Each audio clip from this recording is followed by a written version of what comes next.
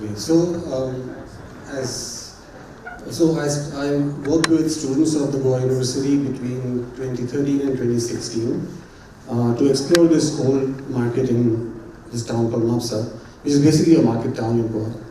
And I have lived there for over the years, over the past more than 20 years, on and off. And the market has always been a place of great fascination for me. So when the university asked me to start a project with the students, I decided to make it about Mapusa Market. And the students, the university have its own art faculty, but so the students were applying for my courses from psychology, history, sociology, mostly liberal arts. So I decided to kind of work with them, making them study the market, coming in from their own disciplinary backgrounds, as sociologists or historians or whatever, but to come up with an art project at the end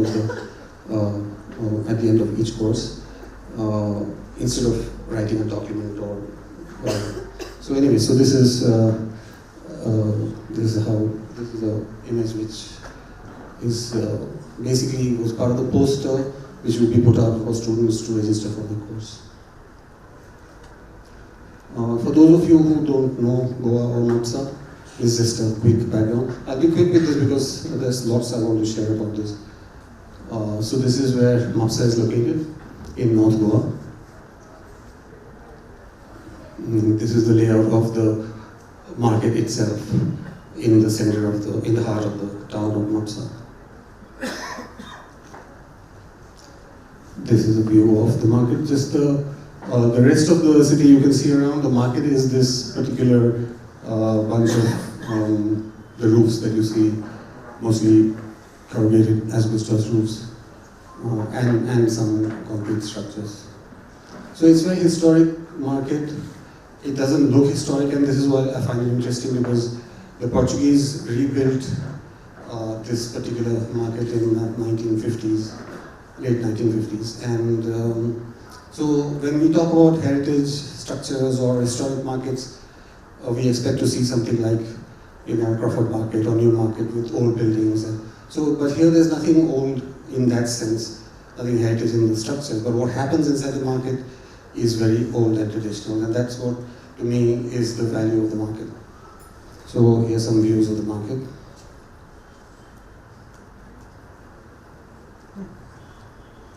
The market is a truly public space. It's a public space in a very interesting way that I see it as a kind of it has very many different modes, and it reflects the different festivals. It reflects, like this is, for example, the previous one is during Eid, and this one is during a public holiday, and the market has many different modes every time you go there. And the section of the market that I studied for I created a series of artworks out of that entire experience of working with my students for 3 years.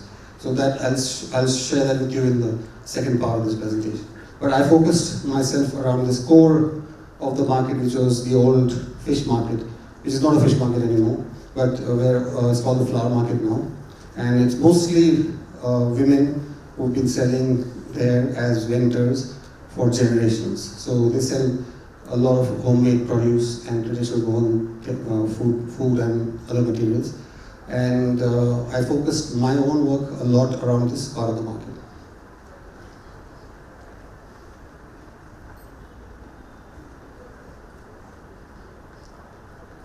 This is during Ganesh Chaturthi. The bread market. Goan sausages and sea salt. It is like many other such traditional markets in India, fairly women dominated. I mean, women play a very major role in the market.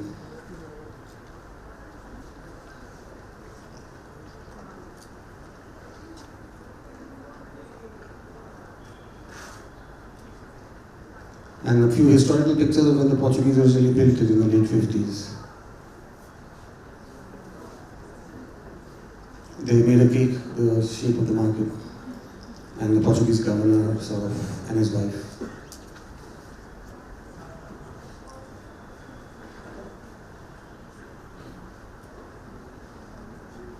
And then shortly after the so-called liberation of Goa in '61, the Indian Nehru visited and was given a warm welcome.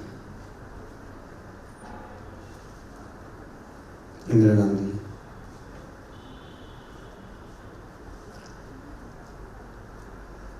Okay, so let me start with a few. On Fridays, the existing market gets overlaid by a hart where people from the villages bring their own produce and sell. And they come from as far away as even villages in Maharashtra, not only in Goa, and Karnataka, Belgaum and regions. And this used to be the original source of the market itself. I mean, it was from before recorded history. It was a marketplace on Fridays. And that's the town grew around it. And then in the 1950s, the Portuguese built this space for that. So the Friday market is actually, in a sense, what happens every Friday there is a kind of superimposition of the old over the newly built, relatively newly built structure of the market. So on Fridays, Mapusa Market is literally kind of crazy. I mean, you won't find even sort of place to place your. I mean, you're just in a sea of humanity. I don't even know how people conduct business in those conditions, but obviously they do. So this is a short, a part of the projects that I'm showing it right up front because it kind of gives an overview. This is a photo project by this person called Joel D'Souza. What was really nice about the Goa University's kind of visiting professors program is that every time I'd offer a course, it was open to the students of the university to register and they would get credits for it. But it was also open to members of the public. So people from, even like Joel is a journalist, and he became an invaluable asset over the various courses that he did join every time. He almost became like a co-mentor. There were a couple of people like that. But the first time around they joined just as students because they were interested in the course and they wanted to explore the market. And so this is a photo story that Joel did about the people who come to the Friday market and their things. He wrote very nice little write-ups about them, but we don't have time to go through all the write-ups, so I'll just show you the pictures. For example, Alfred Fernandez, he just has a variety of junk that he collects, whatever he likes, and he bring them and he put them out in this space. He has a corner in the market. So you could find any amazing thing there, old books, old jackets, like a true flea market kind of a person. On the other hand, there are women like, he calls herself Guju Chauhan, and she's actually from Gujarat, a migrant from Gujarat. And maybe people started calling her Guju and she adopted that name for herself, I don't know. And she sells these kind of trinkets. But I mean, she sources them from everywhere. She's a really tough and hard bargainer, and she's there every Friday with these kind of jewelry and other things. Satyavati is from Golwale, is a village, and she grows and sells her bananas and papayas.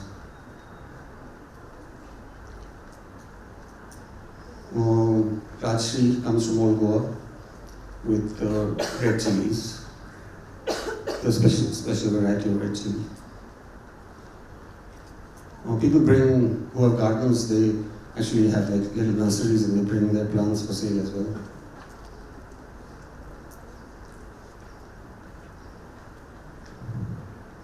What I found really interesting about this couple is that they had a little old system from one of the old houses, what you used to flush with the overhead systems, and they turn it upside down. It's like cast iron, so quite heavy, and they plant their bamboo with an umbrella for shade into that.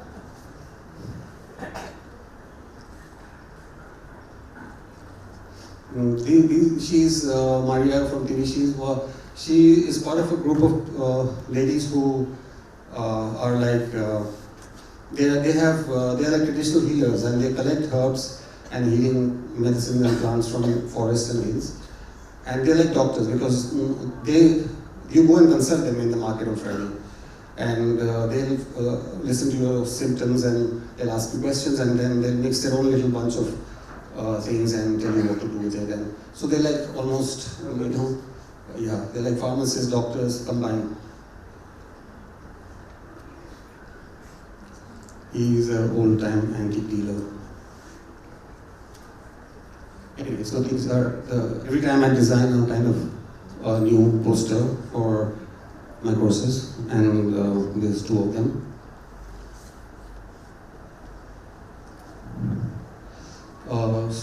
So this is just an overview of how we work with the students, and also with some other kind of, the members of the public who would join in.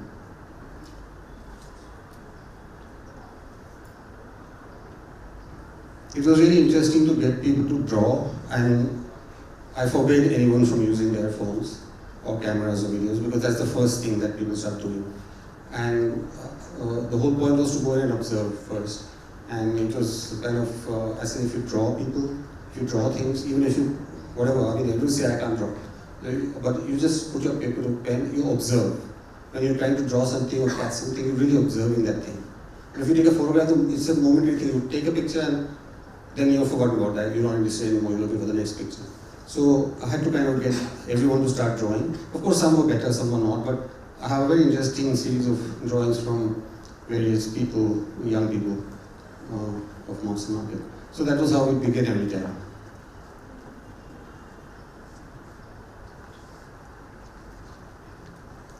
And then first we started mapping the market itself, as in physically mapping it. And we divided the whole thing into sections. The municipal council had only an old map from the Portuguese times.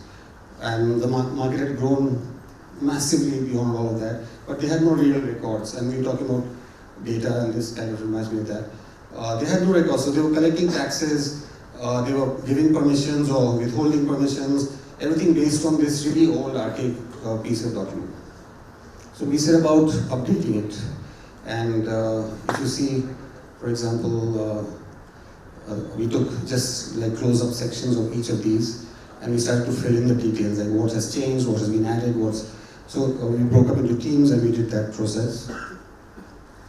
And divided, like red team, pink team, so there were 4 teams, each taking a section of the market and detailing it out. Until finally we came up with this very detailed map which marks every building, every owner, every shop. I mean, this is way more information than the municipal council has with that. But we put it out on the website, so it's available to whoever will want to access it. Like this is a close-up of that same map just to show you the level of detail, and we also have separate notes on what each place sells and the products and all that.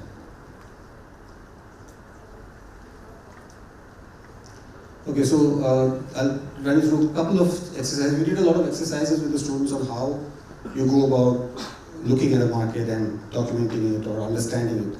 So one was this 100 rupee challenge. So I gave everyone 100 rupees and said, okay, go to the market and figure out, buy 100 rupees worth of things that for you symbolize or represent best the Mapusa Market. So everybody went around to different places and bought different things within the 100 rupee budget. And for example, and they kind of listed their stuff.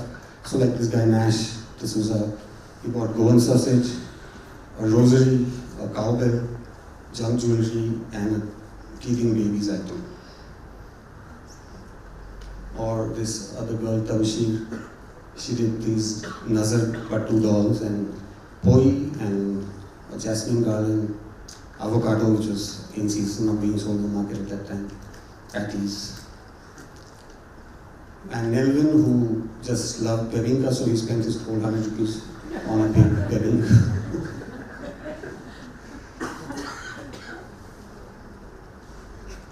And then another exercise was, once people started getting more familiar with the market, we wanted to, in a way, figure out ways to pool our knowledge together. Everybody discovered over time various things about the market. And so we devised this game called the Market Run, where again these four teams: orange, red, blue, and pink, and yellow. And each team collects their information about what they know and what they think is a challenge, and asks the other team, sets them a certain set of challenges which they think only they know, what they think is special, which they have discovered. So every team sets each other these kind of challenges, and there's a fixed amount of time, and you have to answer those things or come back with the items required. So for example, one task that Team Pink got was find 10 handmade items. Which is not very difficult, and they of course found these. Or another task was find 10 different imitation products, each from a different shop.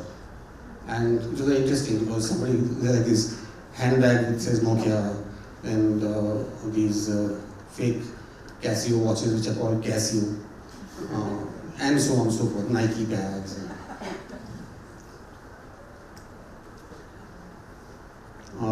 Find 6 products made from the jackfruit tree. And that was an interesting challenge because the tree is used in many different ways. And from the wood, you make little furniture items and stools and things like that, to the fruit itself, and the very different ways the fruit is processed. Then the leaf of the fruit the tree is used for something, for making leaf plates.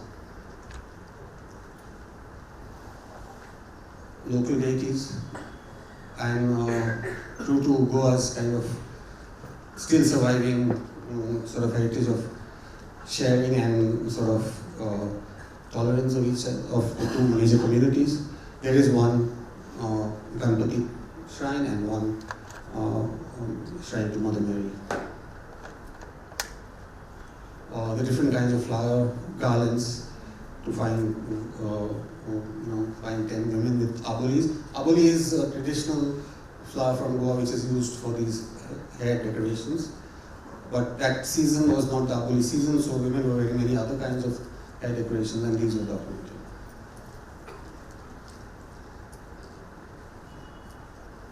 Okay, so find 3 garbage collection points. So anyway, so various things were addressed through these market runs, and they proved to be very interesting way of putting all the collective knowledge together. Find and identify 5 varieties of bananas.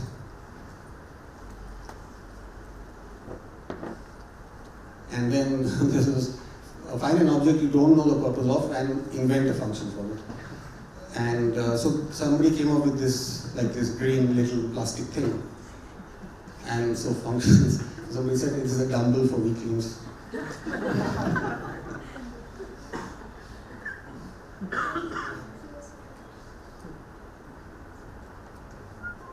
In the end, it was found that that is actually a toy for teething children, and that's the most craziest toy you can have because it's plastic and it's got some toxic green color in it, and that's what's made for giving to children to chew on.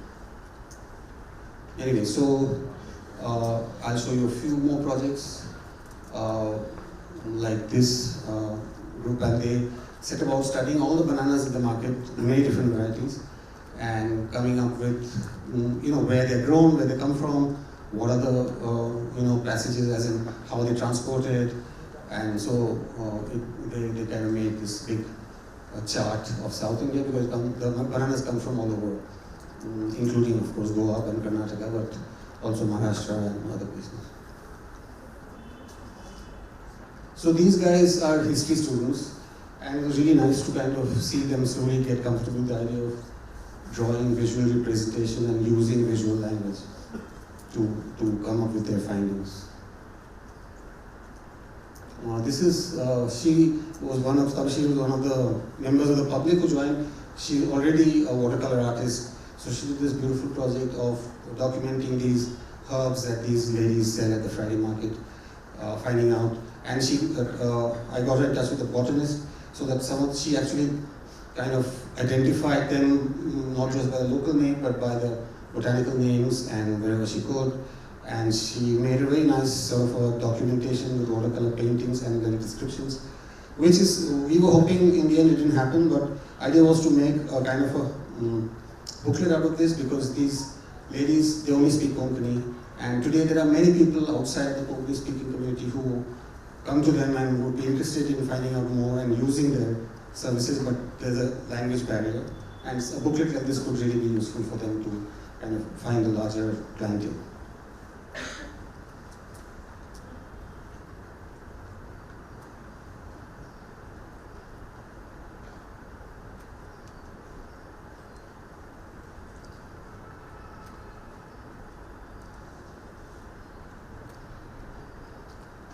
And then another person, the Mapusa Market still has these very beautiful old hand-carved signboards, wooden signboards painted.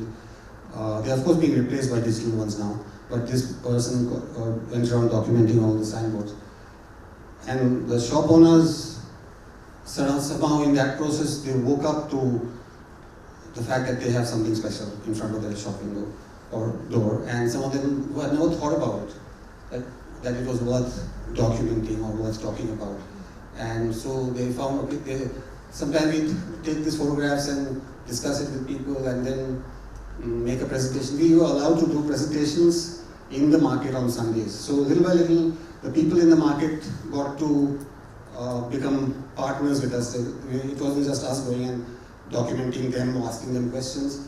Once they realized what we were doing, they would be ready, wanting to offer us information and tell us about things, and so they became partners in the project.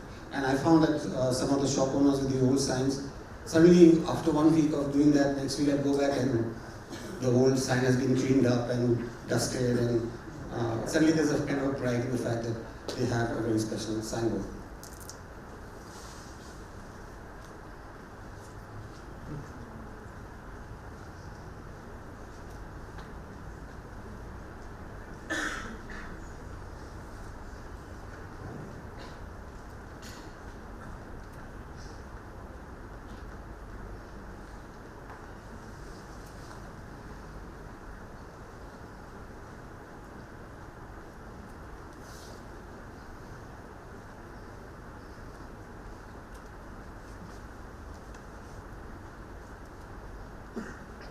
Okay, so this is just, I mean, over 3 years you can imagine we did a lot of stuff, but this is a small selection.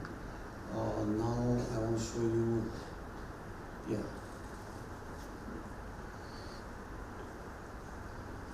Yeah, we can start with that. Okay, so some of the students were aided by, so again, one of the members of the public who joined us is a person called Salil Konkar, who was a video editor, and he became like a mentor for some of the students who wanted to do video-based projects.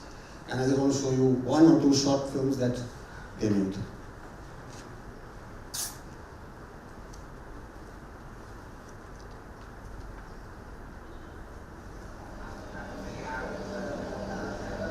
They did a series of films about people who still repair and recycle things in the market, which is something obviously in most places doesn't happen anymore. Like this guy repairs a gas stove.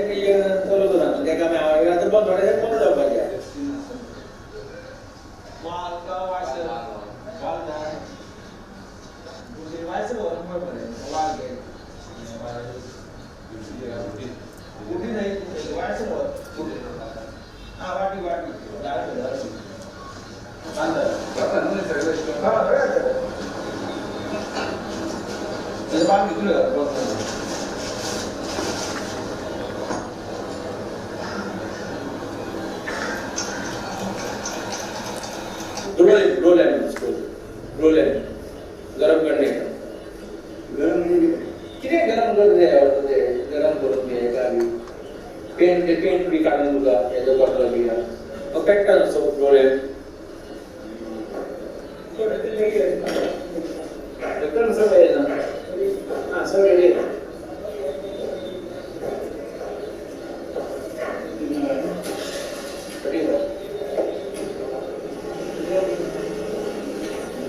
काय करतात गडबड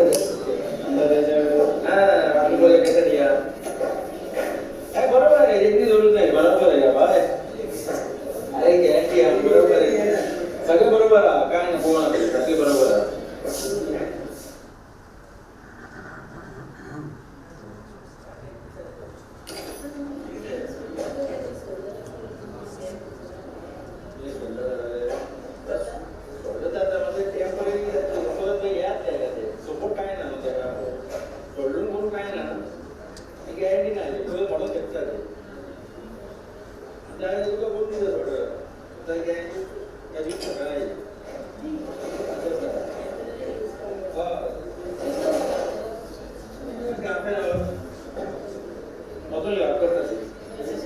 So now that he doesn't have enough business with his traditional occupation, he actually improvises whatever. I mean, people bring their metal watch straps and he solders it, or he just acts as a sundry repair person alongside.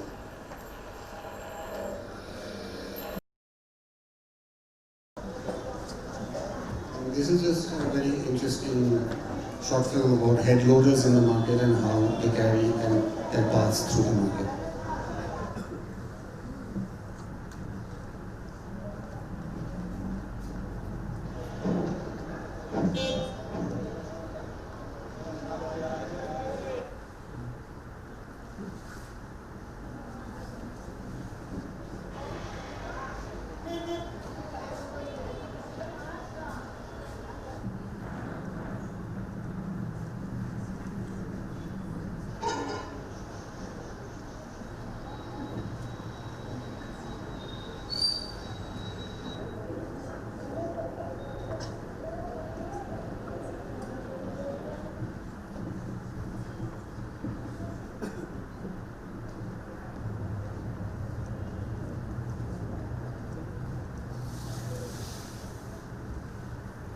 So the Mapusa Market is always under threat because the municipal council, it's in the very heart of the town now, and it's a very valuable property. And the municipal council always looking to make, how to figure out how to make more money out of it, and to dislodge all these old multi-generational vendors who pay very little. And the next part of the project which I'll show you is what I did as a part of my own practice, which came out of all of this work that I did with the students. Yeah, we'll come to that.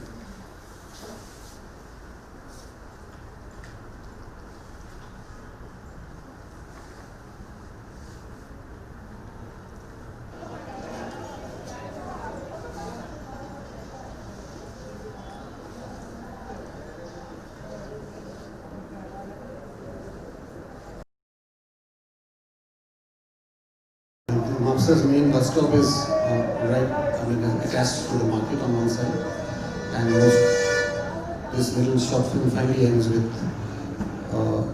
one of the boxes reaching its destination on the bus stand.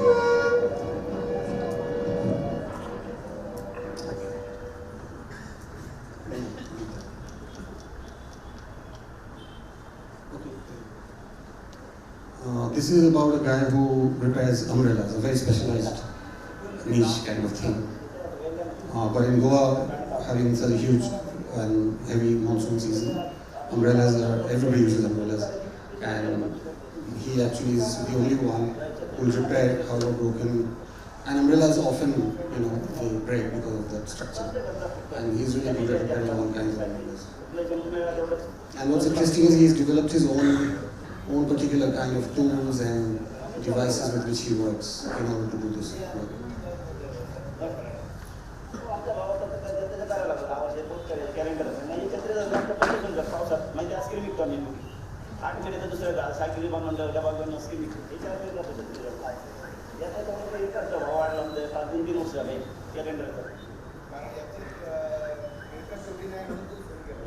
This is, well, I showed you 3 of perhaps more than a dozen such interesting short films that came out of the courses that I did.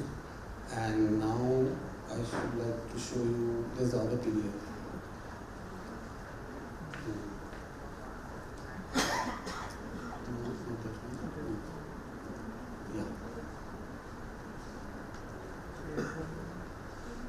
Okay, so now we come to this project that I have been doing myself as part of my own art practice, basing it on the work that we did together with my students and others, and drawing from that almost like a kind of a research documentation that I use for my work. And I devised a project called Mapusa Market, which consisted of this flower market. I studied it in great detail. And I made a map of it, like a huge map, which you can walk through because it's divided into segments and laid out on this, on say a room this large, with all the different shops and vendors and the products and everything visible. And there was a game based around that, and you had to. So it was like a large map of the market with the game element and the artworks. So visitors came into the room and we had this Mapusa Market game board which had about 50 questions related to the artworks, and you could select 5 out of the 50, and then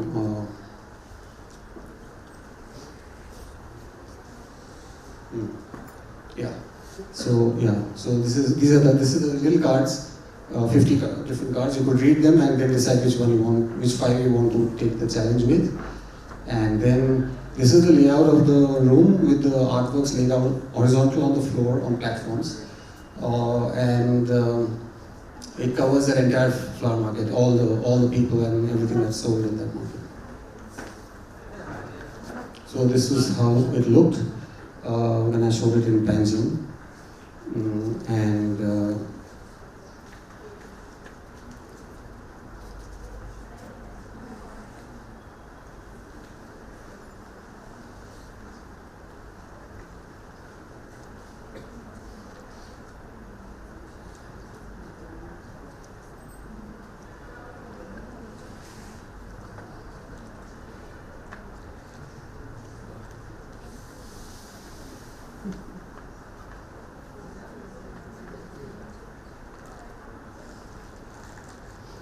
And what's interesting, I mean, I always found these interactive artworks and game-based artworks very, not only challenging and fun to conceive of, but also very rewarding when I show it, because everybody loves to play. I mean, whether you're a kid or an adult or a young person, everybody gets involved. I mean, like for here you can see that everybody's got their question cards in their hands and they're trying to desperately find the answers. And they would get a reward print, a small print of their choice. So everybody definitely want to go home with a print. So.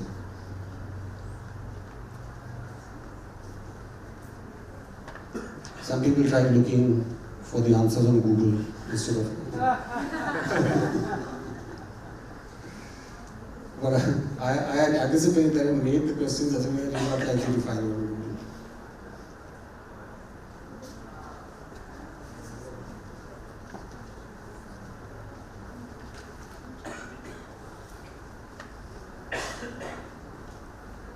And people, what also I like is people start talking to each other, even strangers. They consult each other for answers.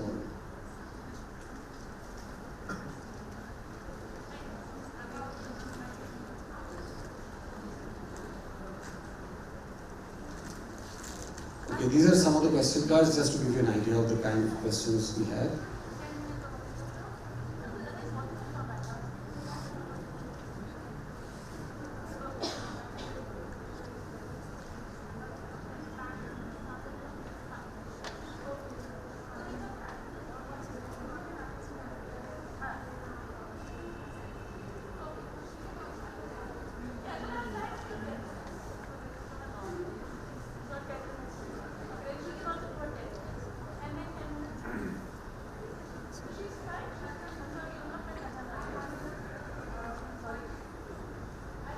And the answers to all these questions can be found in the artwork. So between whether it could be from the signboard, you have to be very observant and look at the artworks.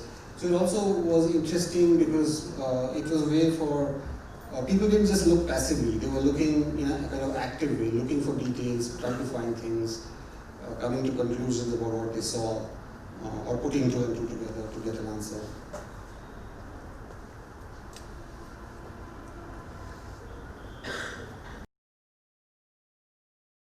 In by showing you a set of my artworks, you can start with that one.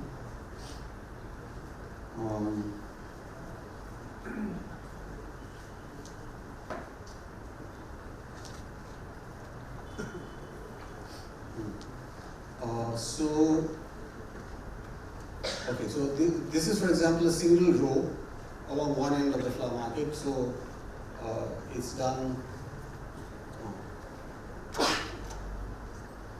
So just to give you a sense of the whole thing, it starts from here.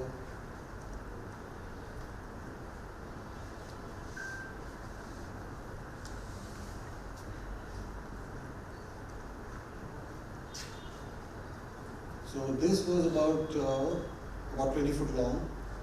So it's quite large. So you can see every detail of every product that's there. I'll zoom in a bit to give you a sense.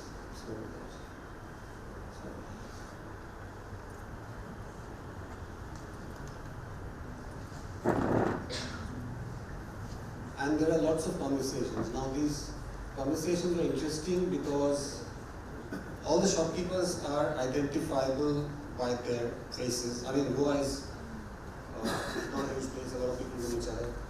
Anybody goes to the market, people know, I mean, you know that old gentleman, Mr. Francisco, whatever, and they might even know some of the personal history of the person. So I obviously could not put, we had audio recordings that my students did of people in the shops, and I used selections from what we recorded to build up speech bubbles for them. But for the audience, for the visitors in the market, they were fictional characters and I could come up with my own dialogues for them.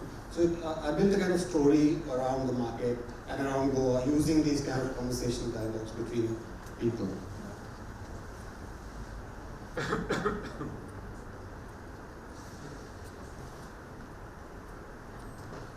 So this is obviously one of those typical conversations between the old gentleman who runs the shop, who's been running it for years, and this young millennial. One of those okay boomer type conversations.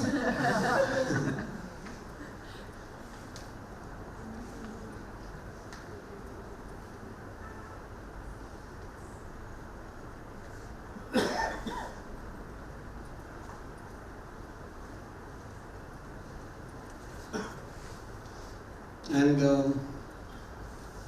I spent a lot of time, because anyway there with my students, but even otherwise, just hanging around, sketching, observing people. And I think in most of my work I'm kind of obsessed with details. And I love getting details right. It's very important for me. And so like this tourist, even the tattoo, I kind of looked up. This guy had a tattoo like this, and I actually found out that there's some tattoo artist who makes these particular motifs.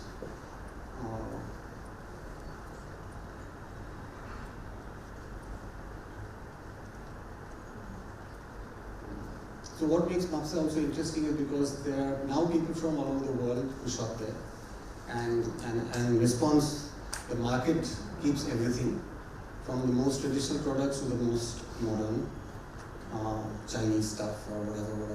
You can literally get everything from live chicken to rocket parts, I think. And that's all within this kind of space, which is like maybe 1 square kilometer. Yes.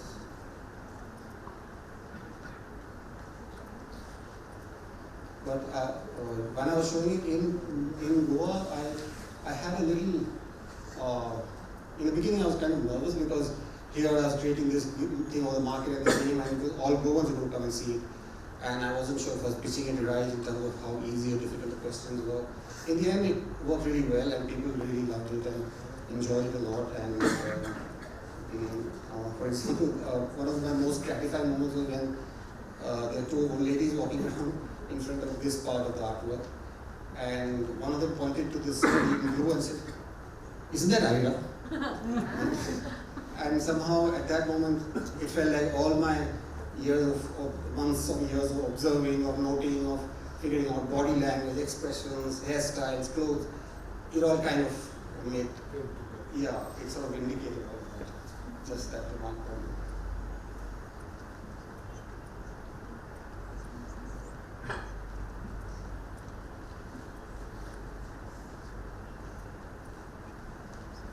And also what I was kind of really keen on bringing out here, because as I said, Mapusa Market is under threat all the time, that I want to go in public to not have to get to that point where they say it used to be so nice but it's gone.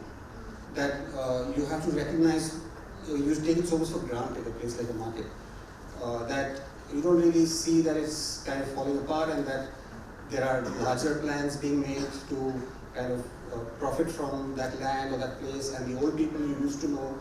Like these interactions are all about actually people knowing each other and how they relate with each other. And that's where I think I was keen on bringing out that the market is not just a place for commerce, there's also a place for social exchange. It's a public place which needs to be preserved and guarded for the public. Otherwise, it'll get privatized and made into a shopping mall.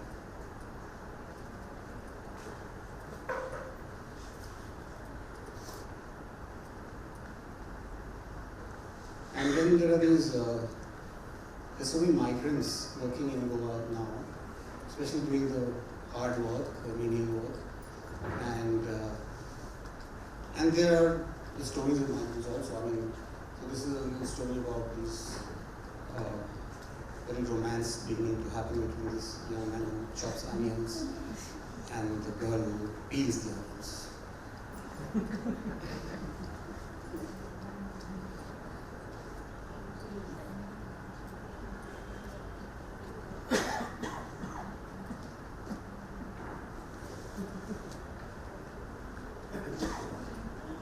And although everything was very, very closely observed and very real and very kind of, in that sense, there was no detail invented or this. I deliberately put in some obviously invented details, like for example,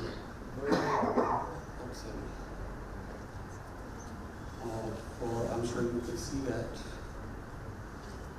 but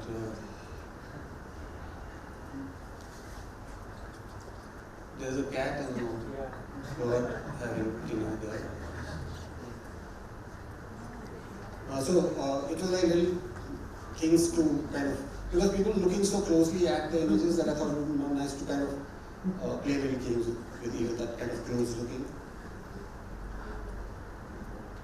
And there was a lot of, I was able to introduce a lot of comment about, for example, here they are discussing the GST, that's around the time the GST came out. And there were people actually discussing that, obviously. I mean, business people were like really hard hit with demonetization of GST. And so I put in a lot of sort of commentary around Goa at large and India at large through some of these conversations.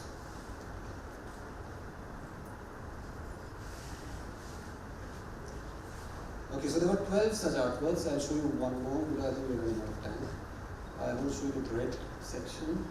So anyway, so there were 12 such artworks covering the entire market in detail.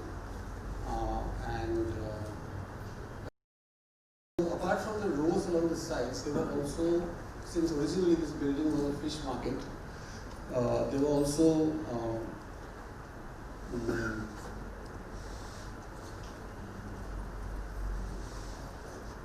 these platforms. I mean, inside like this room, I mean, you have the rows of shops along the sides, and the center had these raised platforms where originally the fish ladies would sit. Now the fish market has grown too big and they moved it somewhere else. And now there are some remnants where they sell dried fish on some, and some others have been taken over by people who sell flowers. And actually, if you're walking in the middle of this row with flowers that smell from one side and dry fish smell on the other, it's like quite an amazing experience. So here is one of the platforms, and I wanted to do this.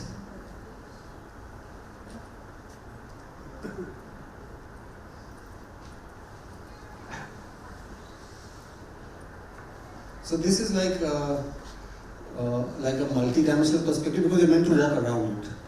So when you're walking on this side, you see it like this, and this old lady, Rosie Santana, she sits here with all her spices and fresh fruit and coconut and pickles and all kinds of things. But as you walk around from this side, then you start looking, the characters are facing like that because you're actually walking here. And she's selling dry fish here, as you can see. And then some characters you will see only when you walk around from that side, and then they'll be facing that side.